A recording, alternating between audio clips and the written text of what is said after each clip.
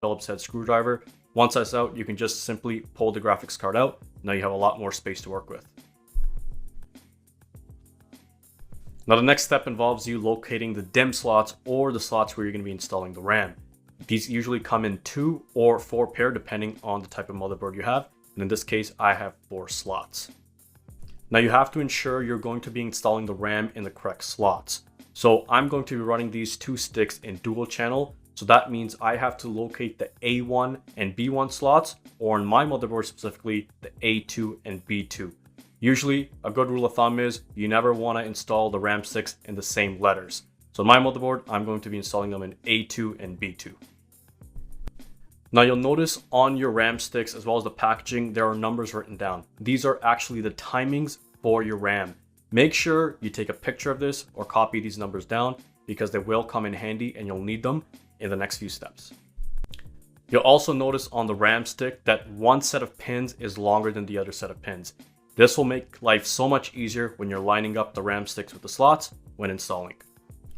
Now to make your life easier, make sure your desktop is laying down flat, or best case scenario, pull out your motherboard altogether. Installing RAM vertically can be an issue and also sometimes almost impossible. Now you want to locate the slots that you're going to be installing the RAM sticks in, and you want to open the latches. Now some motherboards have 2 latches per slot, but in my motherboard, I only have 1. Push down and this will prime you for the installation. Now for the actual installation, all you need to do is line up your RAM sticks and press down. Once you press down, you'll notice that the latches will automatically close and you may even hear a pop. That's good news, so don't be alarmed. Now after you're done doing this, make sure to reinstall all the components you took out, and in my case, I'm going to be reinstalling my video card. Once you're done reinstalling everything on the motherboard, make sure to put your cover back on your desktop. Next, plug back the power into your power supply and make sure the power supply switch is switched on to on. Now you want to boot up your computer and make sure you hit the delete key or the F2 keys because you want to access the BIOS menu.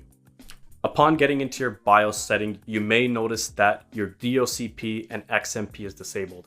We need to make sure that this is enabled, and we do this by going to advanced settings and then going into AI Tweaker. All motherboards are different, but in general, you'll find all these settings in the memory settings tab of your motherboard.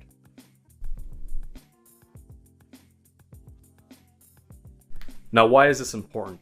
Because by default, all memory is either clocked at 2133 or 2400 megahertz. And if you notice, the memory stick that I have, it's actually noted for 3600 megahertz.